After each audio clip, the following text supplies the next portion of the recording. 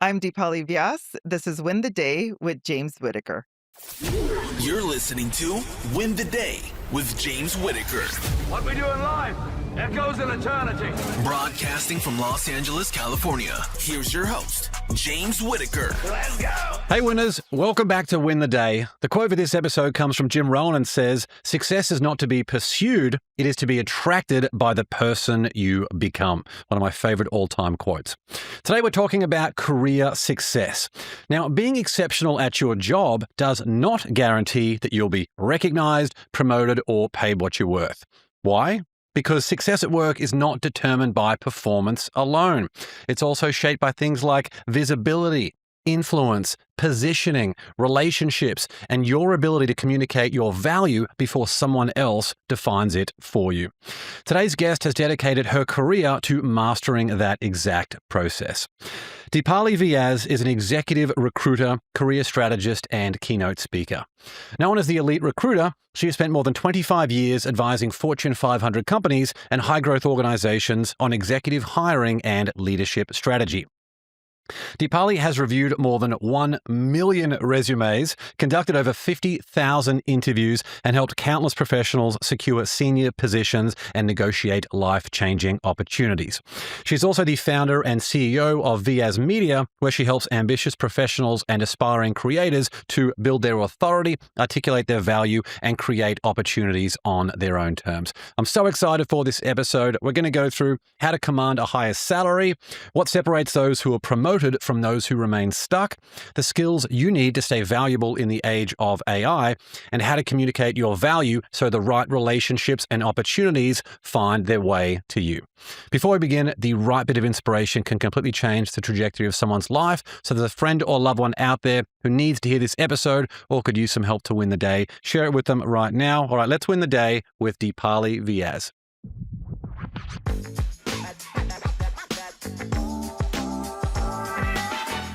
Deepali, great to see you. Thanks so much for coming on the show. Thank you so much for having me, James. Really appreciate it. Well, to kick things off, who was the first person to believe in you? My dad. It was from a young age, it was always because he had two girls and being an immigrant in America, there was his own struggles that he was going through, and he was just always my champion. He was basically like, you have to push through no matter what. Yeah, so that persistence was probably the biggest value that you got 100%. growing up. Yeah.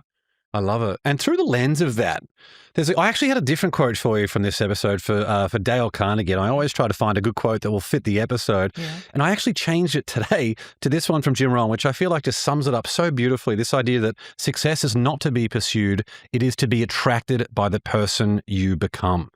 Success is not to be pursued, it is to be attracted by the person you become. What does that quote mean to you? I love that. I think everyone is always in pursuit of something. And, when I was thinking about just the word success, it means different things to different people. So you have to feel that you are successful in whatever you're pursuing. You become that, right? No one else is going to be able to do that for you. And there isn't an end point to success. I think people are like, oh, I've made it and I'm at the pinnacle, right? I mean, think about our own careers. You're a best-selling author. I'm doing all of these things that you read off a laundry list. I'm like, oh my God, I'm doing all of that. In the grand scheme of things, people will say she's successful. Is that definitive of my success? I feel like it's sort of a rolling question for me, right? Yeah. Success in inflection points. Yeah, it's great. Rather than having, like a box to tick, it means that even if something doesn't go your way through things that are outside your control. Oh, and they haven't. Yeah, exactly. Like it has for all of us. So, despite being called win the day, sometimes we do lose the day. Right. So how do we, leverage that for greater growth over the long term? Exactly. And are you most passionate about helping organizations or about helping the individuals within those organizations? So it's interesting. So my career has been sort of bifurcated. I spent the day job of my career helping organizations find the best talent. And so, inadvertently, I'm obviously helping people and helping their lives and their careers change. in the second arc of my career, where I've launched Vyas Media and all the stuff that I'm doing on social media, has really been in pursuit of helping the individual, right?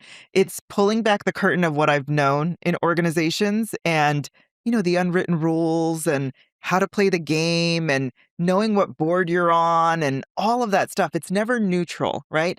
And I think most people just don't get an onboarding handbook in high school or college. Like, hey, this is how it's going to work. So right now I'm fully mission driven on helping the individual through, my social media and the content that I put out and things like that. But I mean, look, I still have my day job and I still help organizations find the best talent. And I selfishly get to pursue both. Amazing. So, Sounds like a good mix. mhm. Is it ever in conflict with the organization? Because a lot of the tips that you share that are so amazing on social media, a lot of it is playing that game right, like really helping the individual. So sometimes does the organization get a little bit frustrated with those things that you share? Oh, absolutely. I would say that, look, it's funny. I was invited to speak at a very big tech company. Everyone will know you use it every day. And the director of that team, found me on Facebook because of my corporate truths, and he loved the authenticity of it. And he's like, "You have to come speak to my team." And we had a prep call before I came here, and they were just like, we still work for the company, so maybe not as much of the corporate truths. And I was like, listen, I got it. I know you're bringing me here for a reason. But I think at the end of the day, my message is about empowering the individual to be the CEO of their own career, right? So whether you're inside of an organization or outside of it, I think what organizations need to realize is that there is a power dynamic at play. There are certain truths that are had, and you have to be able to navigate them. That it is what it is, and when you are in a hierarchical organization, you have to navigate. And there's an unofficial org chart. There's unofficial everything. And so my point is, if you want to be smart about your career, whether you're inside of a firm or outside of it, you should know these things. Absolutely. And in your own career, when did you first realize just how much opportunity people were leaving on the table? Gosh, a lot. I think it was, in my own career, it was an inflection point where I was at a lot of boutique search firms and I felt like I was hitting a ceiling. And I felt like, okay, well, I need a rubber stamp by these public search firms, these executive search firms that are a lot bigger than me. And so I knew that was happening.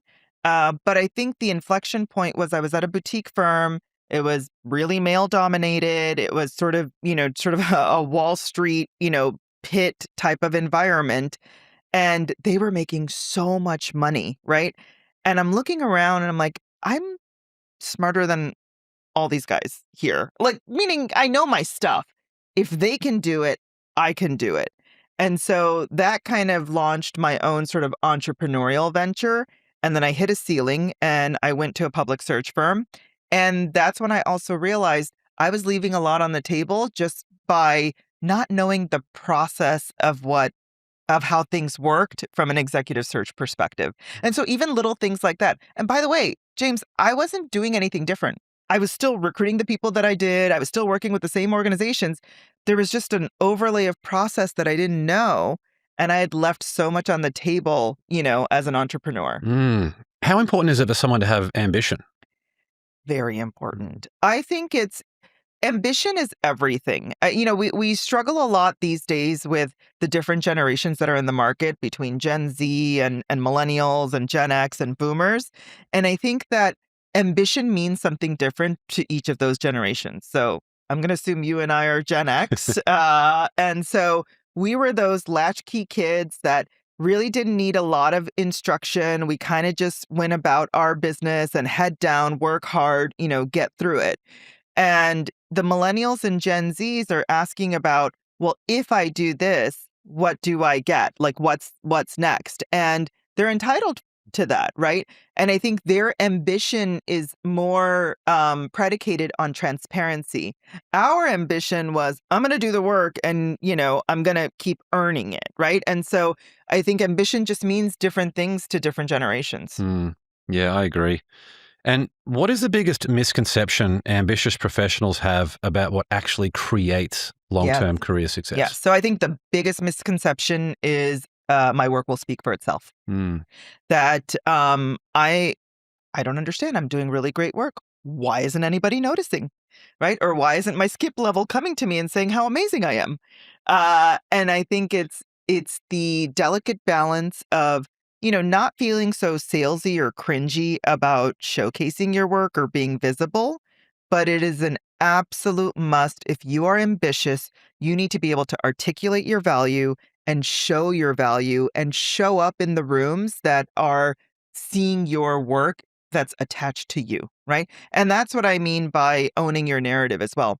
A lot of people, there's an art to storytelling, as you know. You know it far well than I do.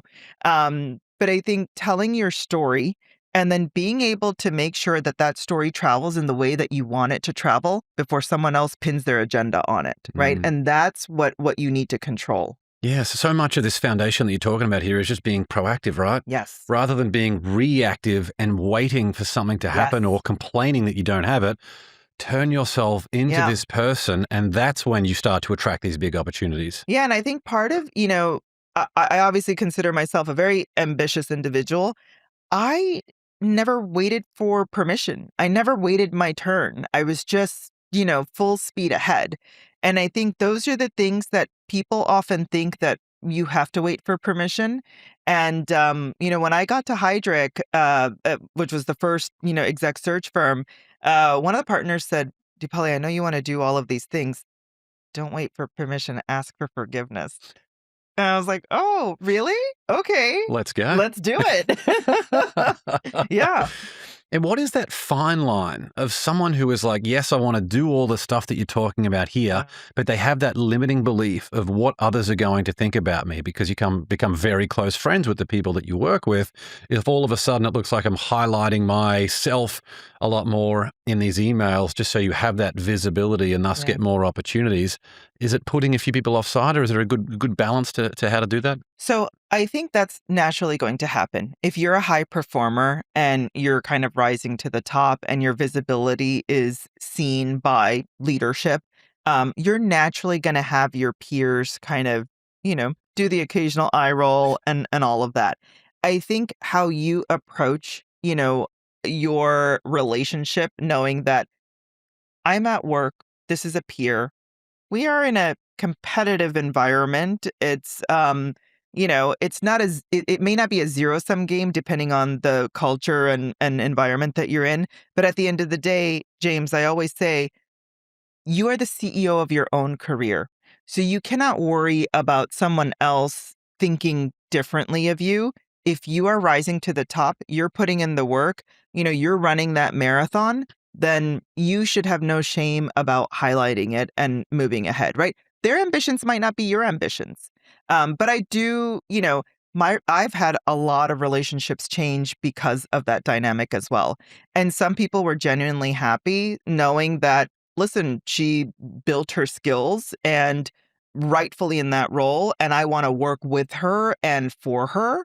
Or some people were like, listen, I can't see myself working for you, or, we were peers and now we're not. And I think that's a bit of introspection on their part that they have to do. Yeah, getting over that limiting belief, such a big one, right? Yeah. What And am- it's about a confidence game. Most people, the thing is, here's the difference. Most people want all of those things. They just don't have the confidence to pursue them. yeah. One of my favorite all-time quotes, which is also good at blasting a lot of these limiting beliefs, is that to the right people you can do no wrong, and to the wrong people you can do no right. Exactly. Someone's going to bitch about you and complain about you. They're going to do it anyway. Like, you might as Yeah. well. And the stuff that you're sharing there too is a lot of organizations that I've seen and worked with, they're trying to get the individual to care about the company mission Mhm. when the individual hasn't even got their own individual purpose and self-belief sorted out. Exactly. So that's where Win the Day comes in. We create a bit of capacity for the individual to be able to breathe and say, cool, who am I and where do I want to go? Yeah. And once the individual has done that, that's when we can start to connect them with the organizational purpose so everything lines up. Yeah, I love that about your content. It's really like empowering at the individual level, like the practical, tactical things that you can do to win. Like every day you should wake up thinking, I need to win this one thing, right? Yeah. Like, Yeah, absolutely. And you have reviewed more than 1 million resumes. That's just wild to me. I think that's so cool. So obviously you're getting good at what, you're seeing things very, very quickly, like instantly, I imagine. What can you recognize about a candidate in the first few minutes that most people miss? yeah. I would say that, when resumes are just overstuffed and it sounds like a word salad sandwich, it's an immediate like, no. Here's the thing that I think about when people obsess over resumes, and what I tell people is that when you are not clear about who you are, what you do, and what value you have or what impact you've made, and you put all of your life story on a resume, and now you've sent it to me, you have now transferred the burden of, finding clarity through that noise on me. And I have a day job, right? And so that's what I tell people all the time, like, find the clarity, find the signal through the noise. Like, what do people really come to you for? What problems do you solve? What is the one thing that, the entire company kind of stops and says, James, you're the person that does this, this is what you do really well. Get after it. And so that's what needs to appear on the resume. A lot of people think I just need to put so much on there to build my credibility. I have to tell you, the best resumes that I've seen from executives have so much white space, it's unbelievable. My own resume, I have over 25 years of experience. My resume is a page and a half. Mhm. I know exactly what I do, and I know exactly what I'm good at. Yeah. And then you can see that on LinkedIn too, right? People take that, that first paragraph they put on their resume, throw it on LinkedIn. I can't even read. I didn't even want to connect with these people. I see it. No, And it's insane. you're probably a nice person, but you. Yeah, but the jargon. Yeah. Oh The my jargon. God. So you know what I love? So I do a lot of this coaching, and I have a really amazing team of like great, like award-winning LinkedIn writers and all of that. The headline, first of all, I have a love-hate relationship with LinkedIn, but I think everyone should. But LinkedIn is your open love letter to the market. And so this is your opportunity for inbound requests. If your LinkedIn doesn't look good, and trust me, every boardroom that I'm in and when I'm pitching candidates, you better believe every board member is looking you up on LinkedIn and seeing if that story corroborates. So LinkedIn is absolutely imperative. I love it. But when your headline reads project manager, what does that mean? What are you managing and what project, right? So like, I think there's a lot of missed opportunities on LinkedIn. Just tell me what you do and like what industry you do it for and what makes you good. And that about section is your open love letter to recruiters and hiring managers. Like, don't repeat everything that I'm going to see when I go down your profile. I'm going to see it anyway. That's evidence. Yeah. Tell me where you're going. Yeah. People are attracted to momentum too, right? As well as the ability to solve the problem that they have. And when you just can't get past some of these overused buzzwords, it's just brutal. Let alone the AI slop that's out there. It's like people are trapped in ChatGPT from 3 years ago using these. And there's as someone who's done a lot of writing over the years, it can be very difficult to edit your own work if you've been looking at the same thing over and over again. But sometimes having a break for a few months, or even setting a recurring calendar invite for every 3 months just to go and review, if you've got a personal website, to go and review that personal website copy. Totally. It looks different every single time when you do go back to it. Yep. So absolutely. And that's the thing, people think I'm going to just do my LinkedIn and just be done with it. It's a living document in my mind, or, living digital footprint, right? So you need to take care of it, like your garden, right? You need to like prune it, and you got to, plant new things and all of that. So I think, there's part of the visibility factor, right? A lot of people think, hey, if I post this on LinkedIn, what are my colleagues going to think? Or what's my peer group going to think? And that's the stuff. If you're an ambitious professional, you got to do it every which way. Internally, externally, you got to build your brand everywhere you go. Yeah. Is the biggest part of the brand the relationships that you make along the way? So even if you don't have big public visibility, you have the right connections where an opportunity can come up. You can have a conversation with someone to say, look, here's the opportunity that I'm looking for. Absolutely. If you can introduce me to 2 or 3 people who would be a fit. I have a cousin who does this so well. She, probably has, I don't know, a couple thousand connections on LinkedIn, like like most professionals do. She's in professional services. I think she is the absolute best when it comes to this because she makes it a point to take those coffee meetings, build relationships. She's never looked for a job because from those meetings, her name comes up all the time saying, oh, hey, do you want to call up this person? There's a new opportunity at this VP level. We should really talk to her.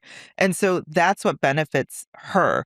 And she's never had to actively look for a job because of that. So yes, relationships totally matter.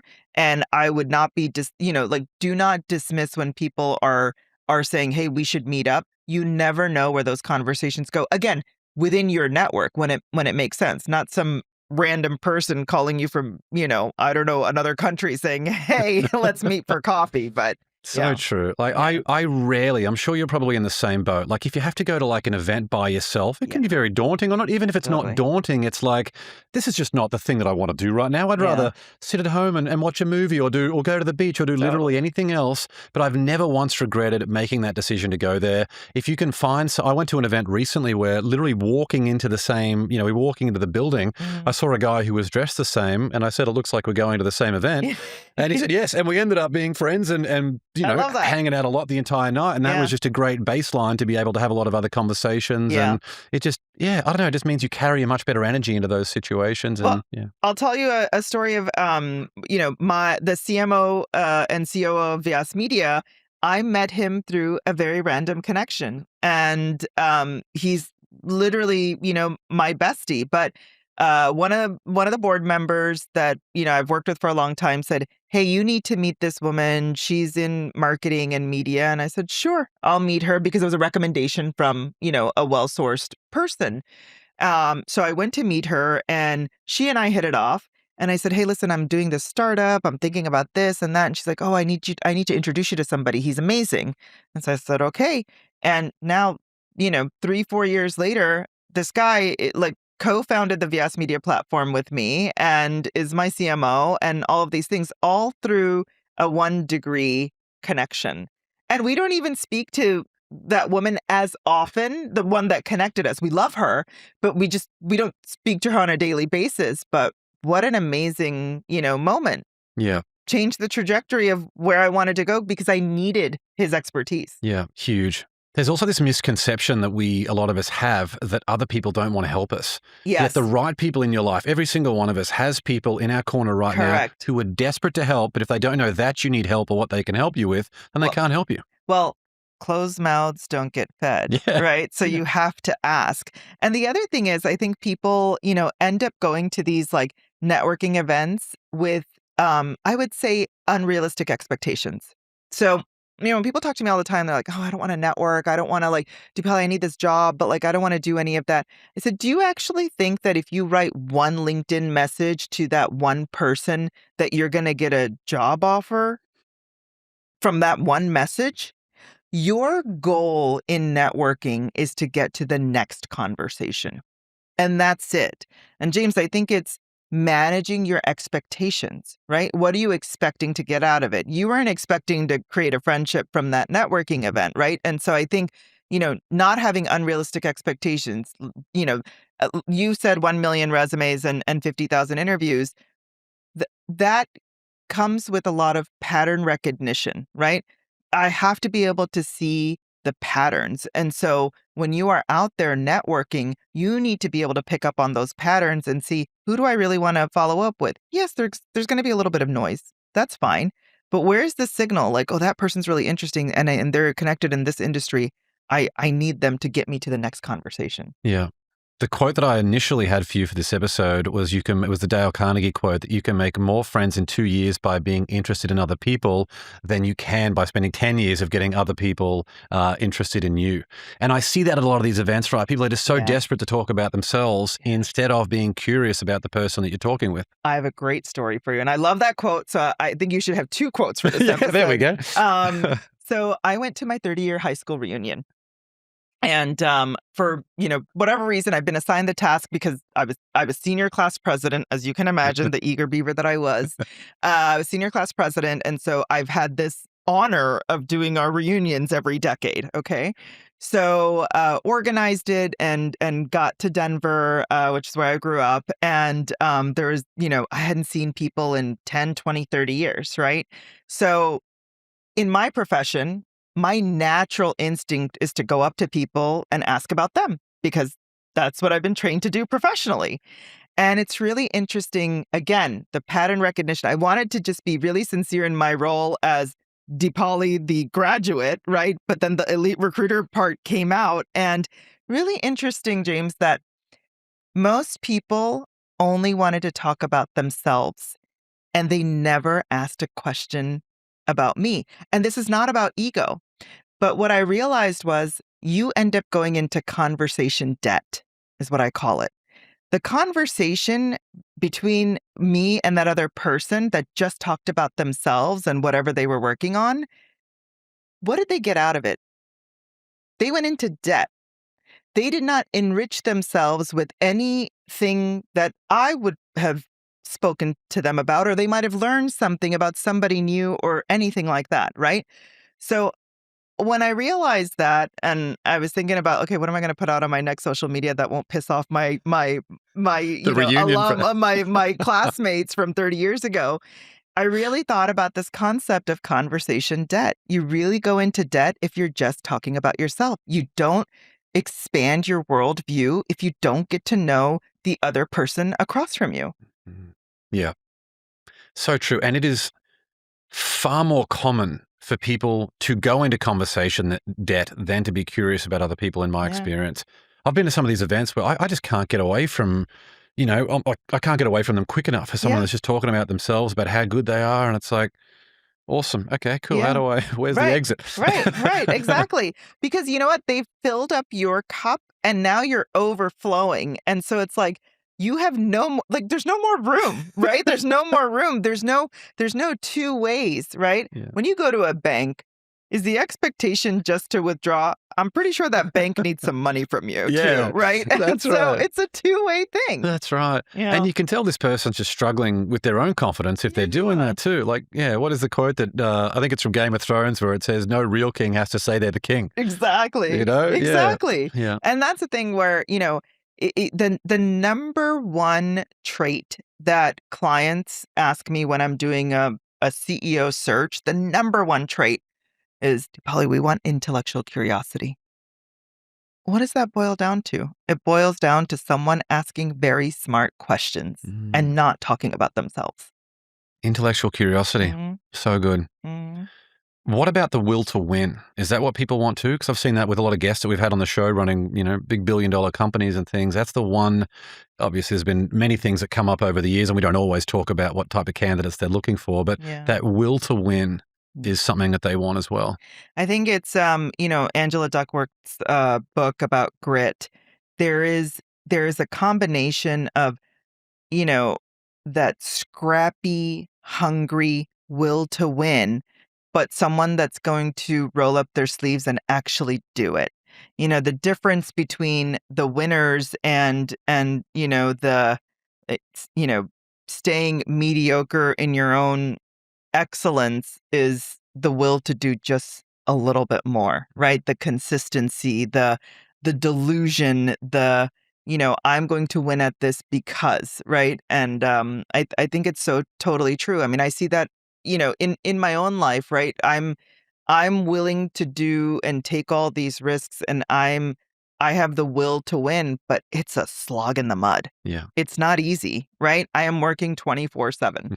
Not always glamorous. No, it's not. It's not. The people that wake up thinking like, I'm going to be a millionaire. Well, the difference between a millionaire and a billionaire is very vast, right? And when you do talk to those billionaires, it's the leverage, it's the will to win, it's the everyday grind. Yeah.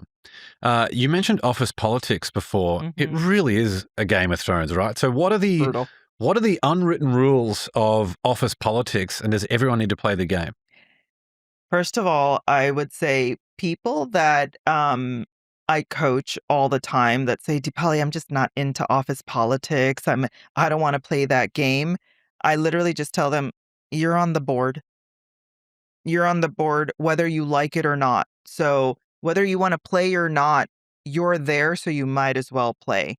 I think there's always clearly a negative connotation to this, and I don't want to, you know, tell the world that it's always negative, right? There's, certain organizations have really wonderful cultures and collaborative cultures, but at the end of the day, it becomes about human psychology and human behavior, right? And when you are in a hierarchical organization, you really have to understand human behavior and what the dynamics are. And because there's human behavior, there's power dynamics.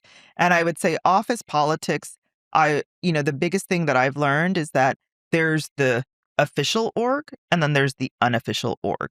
So I always talk about this, right? If you're looking at your leadership team and they're in a meeting, you need to, if you were sort of, entry level to mid level and you're looking at that town hall, notice who that CEO is directing their questions to, right? Who is that unofficial CEO whisperer? Who's the gatekeeper? There's all of these people at play, and you need to figure out who you need to get close to in order to understand what the agenda is and how you can be a part of that agenda. Mhm. That's politics. Mm. Right? It's understanding the other person's agenda. Just like the conversation debt. If you are just talking about how hard you work and how great you are and whatever, that person doesn't care. They have their own job, right? So you have to say, what do I need to do to make you look good? Yeah. How do I advance your agenda? Because the minute their agenda gets advanced, you advance. Yeah. That's the thing that people forget, right? Like you're doing it completely wrong. You actually get much better results simply by just changing your approach. Exactly. Yeah. Should someone change their personality traits as they climb up the ladder? Say an introvert, do they need to adopt, being more high energy, or what would you encourage people to do? I have two stories on that. First, I think that I don't believe in changing personalities. You are who you are, and you end up defaulting to your own personality. I actually love introverts because I think if they are better at being a keyboard warrior than, being the loudest person in the room, I always encourage them, your ability to send a great power memo or a Friday weekly wrap or things that you're more comfortable expressing, maybe in writing versus, out loud, do it. Like, play to your strengths. If you're an introvert, when you speak, the room should stop because you don't normally speak, right? So there's some power in that. The other thing that I wanted to come back to was, the changing personalities. It's really interesting. I was doing another observation. When you're early in your career and you're a professional, you basically can't bring your whole self to work. Let's just be honest. Like, just call a spade, right? Um, you have to put on a corporate mask. That means, you have a little bit of your personality showing, but you're there to do the work, right? And so you're falling in line with the company's mission and all of that.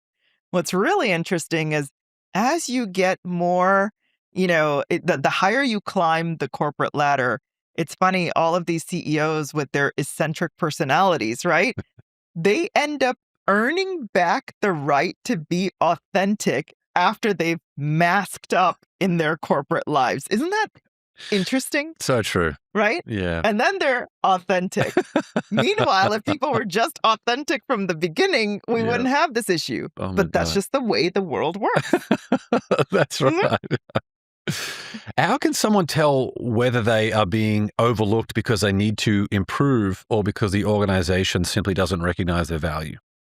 Yeah, that's it's a really tough situation to be in. I think that if you are getting vague feedback from your manager and you are not getting clear direction, it might not necessarily mean that you have to improve or you have to figure it out. You're probably doing all the things well, but you probably just don't have good leadership to give you guidance and things like that. And that may mean you might have outgrown your role or your manager, right? And then that becomes a bit of a mission for you to figure out who else needs to see this work for me to get around this manager that may be blocking you or simply just doesn't have the capacity to develop you further. Mm. And so I think that it's a really good self audit to know. I've been delivering on all of these things. And by the way, the best thing that person can do is go to their manager and say, okay, What does success look like for me in the next 6 months? What are some of the things that I need to hit in order to get promoted, right? And be very specific and have a timeline. If your manager cannot answer that for you, then you need to find a different source where you can get it in writing, you check all the boxes, and you're able to be positioned for promotion. Mm. It's so good because rather than, again, being proactive, rather than waiting a year from now to be like, why didn't I get the promotion? Plant the seed now, have the conversation, make sure that we're on 100%. track. And if you find out that your boss is just a dick, then perhaps skip to a different job, right? 100%. I Yeah. mean, I think, look, people get really worried about when you tie yourself to one employer, I think people lose a lot of leverage, right? So you should always be having active conversations in the market, like networking, like talking to recruiters, just to see what's happening in the market. What's my value? What am I worth, right? It gives you confidence inside your organization, and it also gives you optionality outside the organization. It was a big question I wanted to ask you, actually. If you want to expand on that, how does someone understand exactly what they should be earning? Yeah. So a couple of things. One, I mean, there's obviously all these resources like levels.fyi and Glassdoor and all of these things. Or a lot of people ask their friends and start going down that rabbit hole, which I hate because friends are the absolute worst at giving salary advice to people, and then I gotta unravel all of that when we're doing negotiations. So don't talk to your friends. I'm telling you right now. Unless they're a reward specialist. Um, but there's a lot of like base level information that you can get. But the best is if you are working with a recruiter, they will give you the real deal. Like, hey, you're an L7 at Amazon. This is the range, and this is what it's going to translate to in the market. So you really know what you're worth or what band you're in, right? Now, sometimes you might be highly and grossly underpaid, right? I just did a deal for someone that I literally doubled their comp, and they were just floored because I know the value of that role, from going from a tech firm into private equity was just highly valued. That private equity firm really needed this skill set, and they were willing to pay a premium. And so I think talking to recruiters, and by the way, I think most people don't ever have, you know, proper relationships with recruiters. And when they become, sort of mid to senior professional, they wake up and they're like, I need a job. I don't know how to get in touch with a recruiter. But if you would have built relationships throughout your career with recruiters, they would have been your eyes and ears into the market anyway. So you get the data points through the people that you know. All the time. Yeah. When does someone know if they're burnout or whether it's time to actually change companies they work for? Yeah.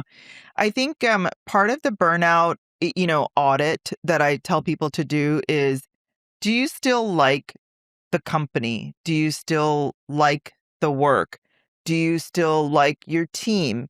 Do you still enjoy doing these things? And is it because you're just, overworked, you're exhausted, you haven't had time to, go to your family and do meaningful things? And is it more of a personal, lifestyle thing versus the work itself?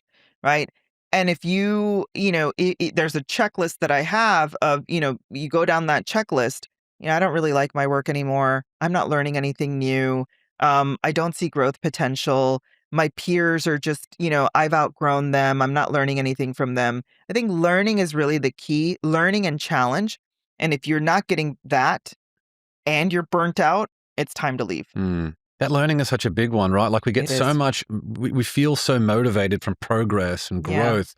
I remember my last corporate role, which was a long time ago now, a distant memory. Yeah. But the biggest challenge that I had was time. I loved the people. I loved being there. The work was great. I enjoyed doing all that stuff, but I wasn't really learning anything new. And I just felt like, yeah, enough was enough. It was time just to sort of move on to that next phase. And often, if you've got a great relationship with your manager, they're the ones that say, cool, this is the right time for you to go on. I've had people say to me multiple times throughout my career, like, yes, now is the time for you to go and spread your wings and show us what you can do. Yeah. And it's very empowering to hear that from someone else that you really respect. And does that make you feel so good, It right? does, Like yeah. when my associate said, "Hey, listen, I'm going to leave and I'm going to take this internal role at this tech company in their talent team." I was like, "Yeah. Yes, you can make a lot of money with me. It's fine, but I think you need to go and experience that." And funny enough, 10 years later, she came back to come work with me again. Right. And so um, it's just a very empowering thing. It's like, just like your friends, if they're getting married, you want to wish them well. You don't want to wish their demise, right? You don't want them to say, "Oh, and I hope your relationship sucks. Sorry, bye." Um, it's the same thing here. You want people to be happy. If they are not happy in your organization, they're not learning, why would you want them to be there? Yeah. Right? Yeah, very true. What about is it absolutely true that someone needs to change to a different organization to get paid what they're worth? Sometimes yes. Sometimes yes. Early on, I would say about a decade ago, I would say pre-COVID actually, a lot of employers were like, "Oh, this person's jumping around a lot. They've been at these jobs for 2 to 3 years. We really want to see longevity and things like that." And to that, I would have to tell them like, "Hey, listen, this industry, this technology is moving quite fast. People are doing things. They already outgrow the firm because, the firm is sort of limited in their tech stack or whatever." And this is particularly around AI and all of that. They're just not as sophisticated. So they go there, do these things, build it up for them, and then it's in a little bit of a maintenance mode. That person doesn't want to be there any longer because they're not learning or being challenged, right? So that's why you see the frequent moves. And so sometimes when you are in this position of, hey, I've been here for a couple of years, you almost have to force yourself to get out of it in order to earn more. There's usually a 10 to 30% salary premium that you get for switching firms because, when you are at a firm for so long, I call it the loyalty punishment or the loyalty discount, right? You've been there for too long. They only have to give you incremental raises where when someone else new comes in, they're making 20% more than you. And you're like, what the hell? Yeah, and in a lot of cases, they remember who you were on day one rather Exactly. than who you are today. Yes. And Mm. that's a big thing. That's a big sort of perception thing of, keeping you there. Early in my career, I was working with a big hedge fund client and the CHRO, saw me as like a really great quant recruiter for a long time. And then when I went to Heidrick and I was, running a global practice and I started doing like higher level roles, they were still my client, but she kept pigeonholing me into this quant recruiting. And I'm like, hey, listen, I know you have COO roles. I know you have all of these other C-level roles. Like I can do those. But the perception was, Deepali, you're my quant recruiter. And by the way, like I shrunk myself because I was like, oh, I need the business and I'll just kind of keep that going. And then finally, I just called her out on it because she hadn't realized it. And again, closed mouths don't get fed, right? So I called her out and I said, Darcy, you know that I'm at Heidrick running a really big global practice and I just placed the CEO of X, Y, and Z. I think I can work on the other roles. And she's like, oh my gosh, I had no idea. I just, I still think you do great quant work. And I said, yes, I do. And I do this too. Good on you. Yeah. Being proactive, having a conversation now to say enough is enough. I'm going to stop worrying and complaining about it and feeling overwhelmed and frustrated. Let me have a conversation now to... Absolutely. Yeah. It's uncomfortable and people get really, twisted up about it. And I have to, I think back to, my husband, when I was launching my own venture, he said, Deepali, you got to say no a lot more than you do. Because I was certainly early in my career, the people pleasing aspect of it. And I would say yes to everything. And I knew those searches were going to be really hard. The managers were going to be tough. It wasn't even going to be worth my time. Right.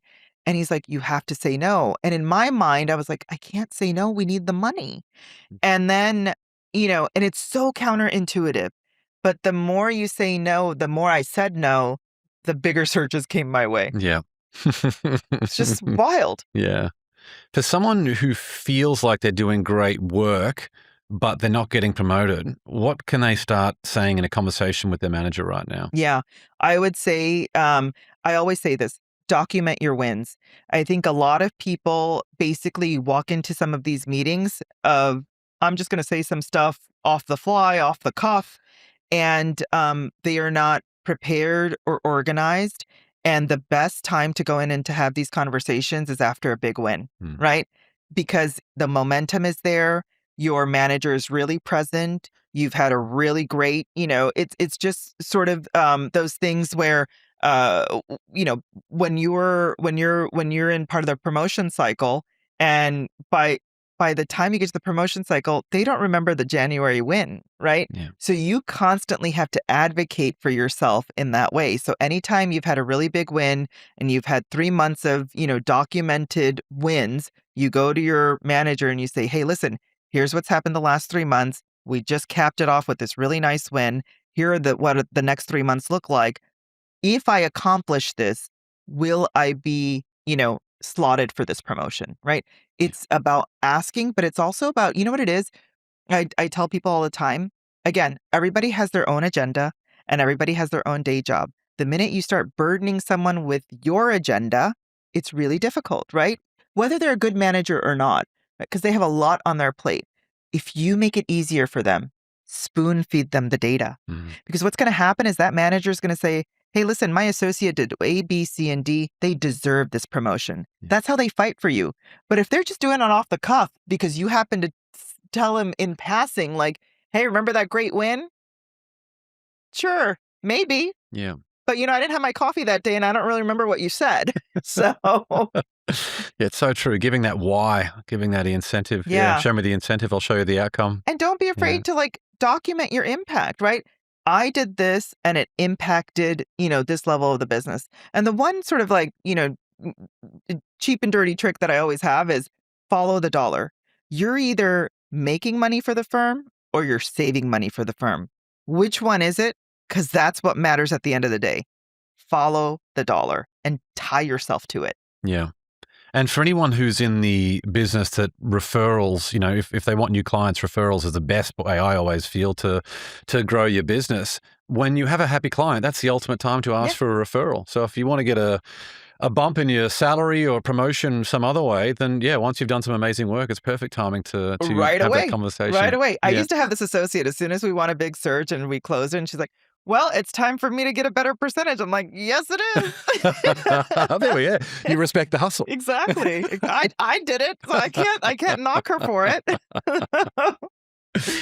Salary negotiations is such a big one. What are the biggest mistakes you see people make when it comes to salary negotiation? The first person to throw out a number loses, right? But they're also very myopic about salary negotiations. And what I mean by that is they only just focus on, that base salary, or that I have to have a minimum of this, right? There's so many other things that you can negotiate between the time that they give you sort of the numbers and everything else that may end up, superseding that just the numbers, right? And so I think with salary negotiations, one, you need to be in a position of make sure the team really loves you and they're already bought in and they can't, there's no other candidates, right? You now have extreme leverage. If you're working with a recruiter, you can use them as leverage, saying, hey, listen, I really don't want to go under this number. And here are the things that, I want also in the package. I want these perks. I want this amount of paid time off. I want X, Y, and Z. I want, carry in the fund. All of these things. You have to think about salary negotiation holistically and not just about your base salary. The person that I doubled their comp, the doubling of the comp, their base salary stayed the same. So they went from $350,000 to $700,000, but their base salary stayed the same. So I think you have to think more expansively about it. Would you encourage people to increase their base salary as much as they can because it's essentially guaranteed versus a bonus where, the bonus pool is too low this year, so you don't get access to all the money that we promised you? I would say yes and. But I will say that, a lot of these organizations have sort of, bands, right? So they won't go over a certain number, right? So if you're at 250,000 and you're in a certain band, okay, they might be able to get you to 275, which is really, it's meaningful. But yes, you definitely want to, get to the tippity top of that band in your base salary, because that, based on that, a percentage of that is your bonus, right? And a percentage of that are your RSUs, and a percentage of that is your, equity and options. So. And job interviews are another big one, another hot topic. Where do most people stuff up their job interview? I would say the very first question, tell me about yourself. They just start rambling and it's just a killer. It's basically that conversation debt that we talked about, right? Think about that person across from you. They have an agenda. They want to hire you. They want to assess you.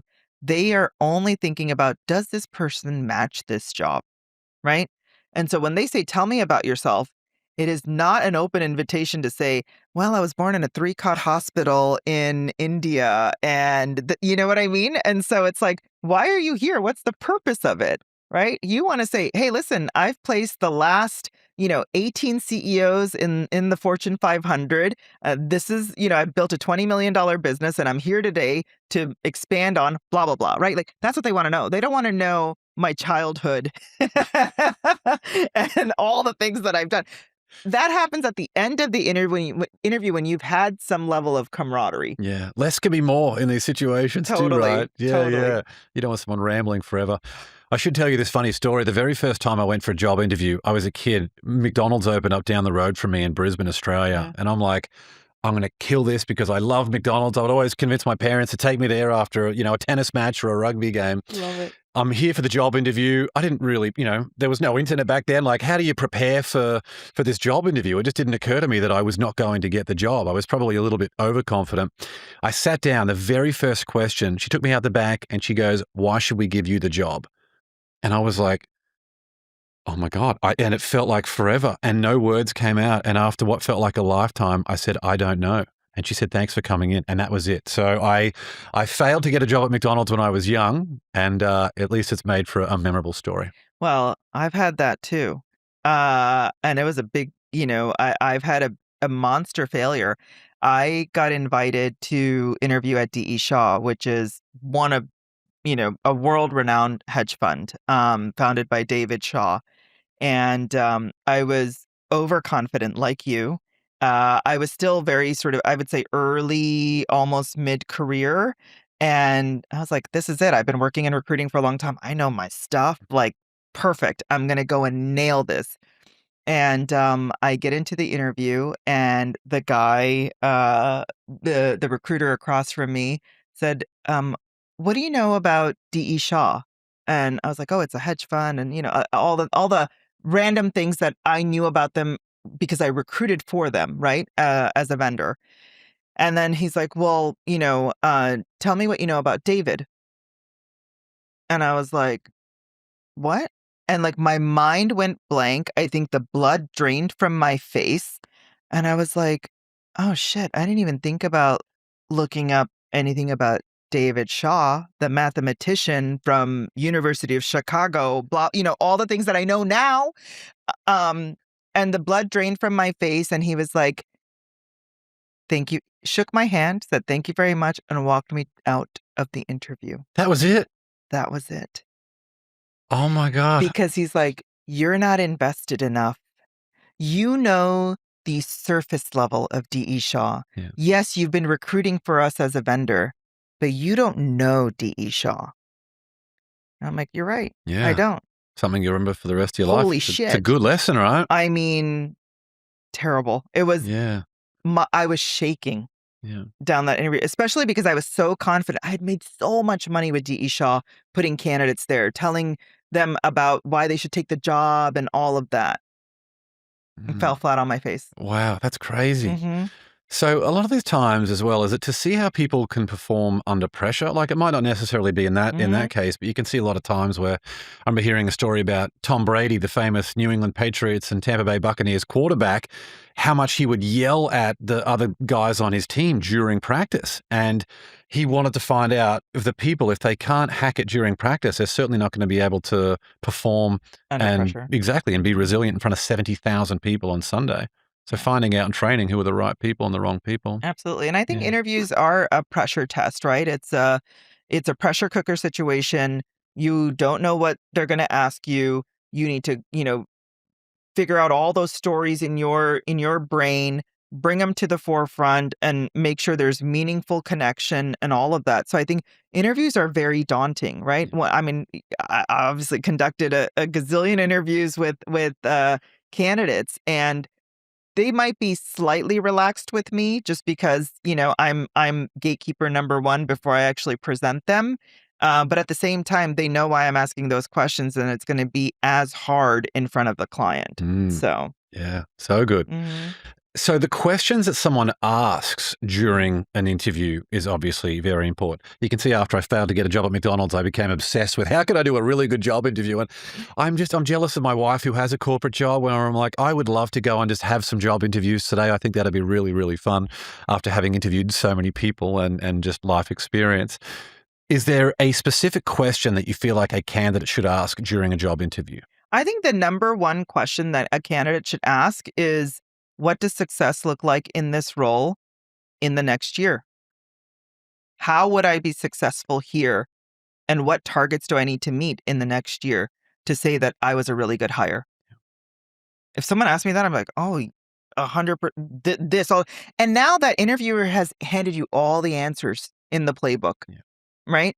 And I think that people that just, don't ask really insightful questions or glean a question from that conversation and double down on it, right? Mhm. You mentioned this. I'm wondering, what does the team want around this particular topic? Or maybe it's AI or whatever it is. But be an active listener in your interview as well. I think people are so anxious about, I just got to get this out. I have all this rehearsed, and they don't relax.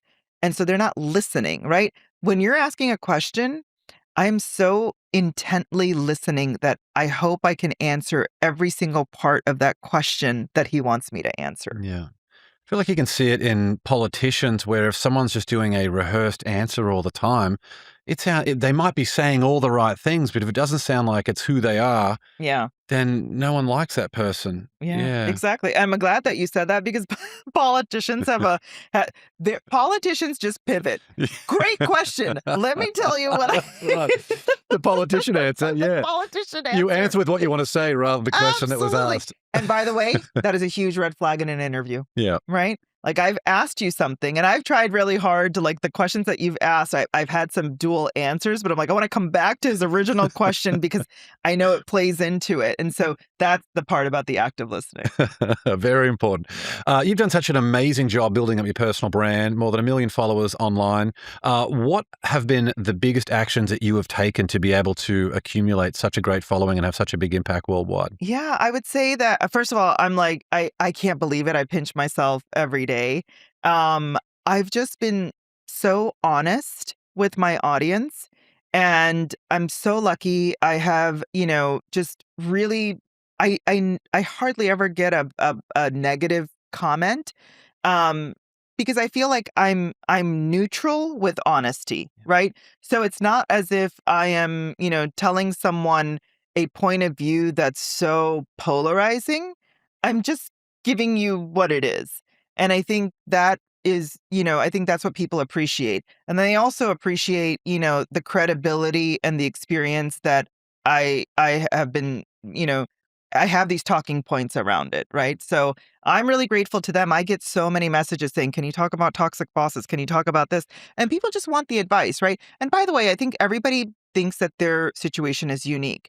And to that, I'll say, yes, your particular situation may be unique, but there are certain patterns from it that there are, answers that you can have based on some of this advice that I'm giving. Yeah. And you remind the audience that the power is in their hands in almost every case too. 100%. And I think that's a really interesting thing where we're told sometimes in these bureaucracies or, just with what's going on with office politics, that a lot of it is to sit back and wait, or our natural instinct is to not rock the boat.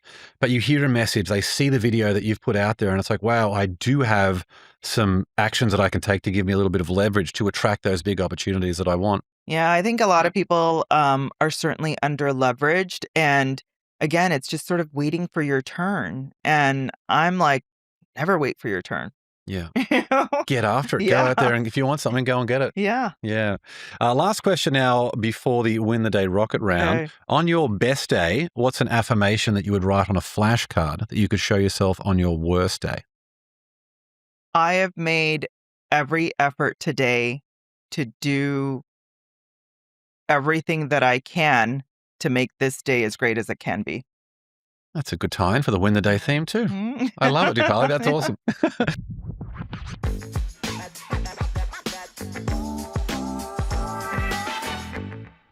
Well, let's now move into the Win the Day rocket round. Okay, 10 let's do it. questions for some quick answers. You up for this one? Let's do it. Number 1, what quote inspires you the most? Hope is not a strategy. So good. Good theme for what we've spoken about too. Number 2, morning coffee or evening wine? Oh, morning coffee. Number 3, what's one bit of advice you would give your 18-year-old self? I would say, don't wait for permission. Number 4, what book do you gift the most or that contributed most to the mindset you have today? I love Super Bosses by Sidney Finkelstein. Number 5, was there a vulnerability you once hid within that became your superpower? I was very, I know it's a rocket round, but I was very ashamed of my upbringing. I grew up in the motel business and I was running a motel when I was 12. And I, had seen all walks of life from the age of 12 to 18, probably hundreds of thousands of people that walk through the door. I never talked about that in my professional life. And I felt like it was just something that I never wanted to bring up. And when I finally talked about my motel experience as a teenager, helping run my parents' motel, leaders were like, what? Like, what a different experience. And that vulnerability was my superpower. I understood human behavior. I could read people. I had a natural intuition. And that's what it was. What a great differentiator and a way to keep you memorable in other people's minds too. Yeah. That's huge. Awesome. Number 6, what's one thing you've learned about failure? Oh, that it's not about shame. It's about what you do afterwards. Number 7, if you could sit on a park bench and have a conversation with someone alive or dead, who would it be? It would be my dad. Mm. I lost him a couple of years ago, and I used to talk to him about every win and every failure. And my God, if he knew what I was up to in the last 18 months, it would be just, oh my God, I probably would get emotional just thinking about it right now. Oh, I'm sure he's so proud. Number 8, what tool or resource best helps you run your life or your business? All of the AI tools. What's Every your single one. preferred AI tool at the moment? I absolutely love Claude. Yeah. I am a complete, nerd when it comes to that. I use Claude. I use ChatGPT, Notion, Slack, Whisper, Granola. I use them all. They have superpowered my life. They've superpowered my business. And I can't live without them. But Claude is probably, if anybody is thinking about just learning one thing, learn Claude. And what's Granola? I haven't heard of that. Oh, Granola is my note-taking app. I think of it as cool. like my chief of staff. It's on every single one of my meetings, and it literally summarizes all of my notes, but then there's also action items, so I know exactly what to do from that call. Nice. How's it different from like Fireflies or what Gemini Similar. does? I think Granola has just a better summarization. And then there's a little bit of AI enablement as well. So I can like literally, do the call notes in my voice and send it off to clients and whatever. So it's all, the workflows are really nice. Will you use that for an in-person meeting too? I would, if I had my phone here, I would. Nice. Yeah, that's great. Yeah. And number 9, share one thing on your bucket list. I'd want to do a TED Talk. Yeah. It's on the bucket list. Yeah. That's on my list too. Maybe we can do one together. I think that'll be fun. Yeah. We'll meet. You're in New York. I'm in LA. We'll meet somewhere in the middle. That's right. And last question, number 10. What's one thing you do to win the day? You know what? You said something earlier about the will to win. I wake up every day thinking I'm going to do something amazing today. Like, what is the highest leverage thing that I can do? Tackle the biggest, hairiest thing that's on my calendar or in my email or whatever. If I get through that, I've won the day. I'm feeling inspired. I know you're feeling inspired too, everyone listening to the Win the Day podcast right now. There are a bunch of ways to connect with Deepali, and we'll link to all of these in the show notes. You can follow her on Instagram at @the_elite_recruiter, TikTok at elite.recruiter, and visit her website, deepalivyas.com. Again, all that and more will be linked in the show notes. Deepali, what an absolute pleasure. Thanks so much for coming on the show. Thank you so much, James. Wonderful interview. You're a wonderful interviewer, so thank you. Thank you. Thanks for joining me on another episode of the Win the Day podcast. We want to hear your thoughts on what we covered today, so drop a comment on the YouTube version of this episode with your favorite takeaway, any questions you have, or what actions you'll be taking as a result of what was shared in this episode. And if you found value in the Win the Day podcast, leave a 5-star rating on Spotify and Apple Podcasts. You'll find a link to both of those in the show notes. It'll only take you a few seconds, and more ratings really helps other people discover the show so they can get the mindset upgrade they need, and we can bring more winners into the Win the Day movement. That's all for this episode. Get out there and win the day. Until next time, onwards and upwards, always.